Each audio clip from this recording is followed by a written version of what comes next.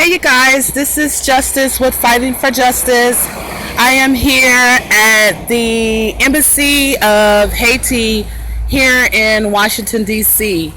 And I am here at the Embassy of Haiti because my husband and I are trying to obtain documents that says that we are legally married and that we got legally married in Cap-Haïtien in Haiti. We're having problems obtaining these documents. These very documents was in my backpack that got stolen by a person who was said to be a Secret Service person who stole the backpack.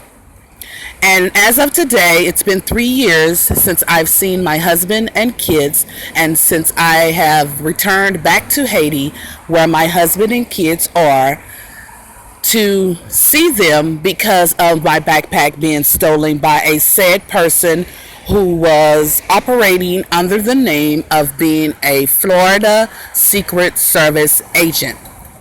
So, my husband has tried to obtain these documents in Cap-Haïtien, just a copy of the documents or the information, and the lady is trying to overcharge him the price of these documents because she says that she knows that he needs these documents to enter into the United States. Well, she's overcharging him for these documents, said price of 5,000 goods, which is equivalent to maybe a little bit over 100 US dollars.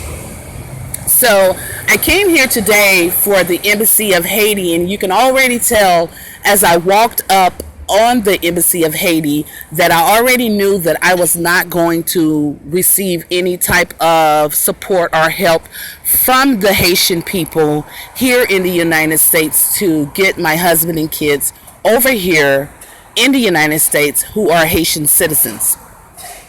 When I went into the Embassy of Haiti here to find out what it is that can be done in regards to these documents that we need to bring my husband and kids over to the United States to prove that we are a legal married couple, they basically said that they were unable to handle this type of situation or obtain these documents for us, being that the lady in Cap-Haïtien, Haiti, claims that she needs 5,000 goods for these documents. Now, these documents are only documents that need to be copied over again or written over again. And to charge someone over $100 only because she has stated, the lady in Cap-Haïtien has stated that I know that your wife is a U.S. citizen. So she believes that because I'm a U.S. citizen, we just have money to throw around because we're from the United States and everybody in the United States has money.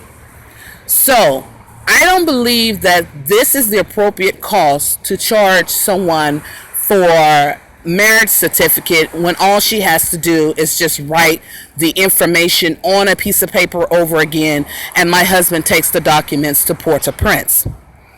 Well, when my husband went to Port-au-Prince to try to obtain these documents, the person that he spoke with in Port-au-Prince said that it only cost 700 goods, which is equivalent to less than $15 to get the marriage certificate printed up for him. But the guy sent him back to Cap-Haïtien to deal with the lady who actually is the registrar who registered our marriage in Haiti. So he sent her back. He's the guy in Port-au-Prince. The government's trying to talk for me right now, you guys. When my tongue gets twisted and too many words try to shoot out at one particular time, this is how I know that the government's trying to twist my words around or tangle my words up, so I won't get my point across to you guys about what it is that they're doing as far as manipulating United States citizens along with manipulating the Haiti citizens with U.S. government technology. So this is a type of organized gang stalking that the government is doing and harassing U.S. citizens and Haitian citizens, because they're basically giving my husband the runaround in trying to obtain our legal marriage document that states that we are legally married. This is a part of a gang stalking and harassment tactic. What they do is they send you to one location, and then you get to that location, then they send you back to another location, and then at that location they give you some cockamamie story about what it is that you need to do, or they come up with this cockamamie story like you need to pay 5,000 goods just to get a copy of a document that proves that you're married, when Port-au-Prince has already said that the actual copy of the document only costs 700 goods. So basically this lady is trying to put money in her pocket, and the United States government, through this organized gang stalking, is allowing this type of behavior to exist and this type of behavior to happen, knowing that we need those documents to prove that we are legally married. So most of the gang stalkers always often want to know, how do I know at that particular time and moment that they are gang stalking, they're harassing, or they're doing some things that they have no business doing. And all the followers of this type of electronic harassment and gang stalking, basically what they do is they feed their pockets. This type of organization only benefits them. It doesn't benefit anyone else, or it definitely doesn't benefit the targeted individual. So when my husband went back to Cap Haitian from Port-au-Prince, the lady told him that he needed to pay 5,000 goods. And she had the audacity to tell my husband, I'm going to make you pay 5,000 goods for this paper because I know that you need this paper to go to the United States. So basically she's trying to blackmail my husband into paying 5,000 goods for a copy of our marriage certificate, when it doesn't cost that much to write the information on a piece of paper so he can take the actual document to Port-au-Prince, who have already told him that it only costs 700 goods for him to get this actual document that I need. So I'm reporting to you live, guys, about the harassment and gang stalking that continues to happen, to continue to keep my husband and me apart through organized gang stalking and harassment. Now, on top of them manipulating and playing games, she also had the audacity to tell my husband that if anybody walks into my office now and they want to get married, they only pay 2,000 goods. Well, when my husband and I initially got married, she charged us 6,000 goods just to get married. And I told my husband at that time, because I saw this organized gang stalking and I saw this manipulation going on, I told my husband, I said, that's not right. That's not the price that I read online about how much we had to pay. And I told my husband, but of course, my husband being a Haitian citizen, he believed that this type of charge was appropriate. Although I was totally against it, but because I love my husband, I wanted to go ahead and marry him and pay the actual price that the lady was asking for. Now she's trying to charge us 5,000 goods just to get a copy of the marriage certificate or the copy of the marriage information so he can take to Port-au-Prince, just because she has the authority to actually charge that price and put the money in her pocket. It's definitely not to put the money in the Haitian people's pocket. It's definitely to put this money in her pocket, because otherwise she wouldn't have charged so much, and she wouldn't have overcharged us to get married. So this type of harassment and gang stalking is being played by the Haitian people along with the American citizens. But I also know that the electromagnetic weapon that our government is using on the Haitian citizens, that is a actual U.S. government weapon that is controlled by the U.S. military is actually using this weapon on the Haitian citizens to continue to harass and gang stalk and manipulate citizens in the United States as well as citizens in Haiti to keep my husband and I apart.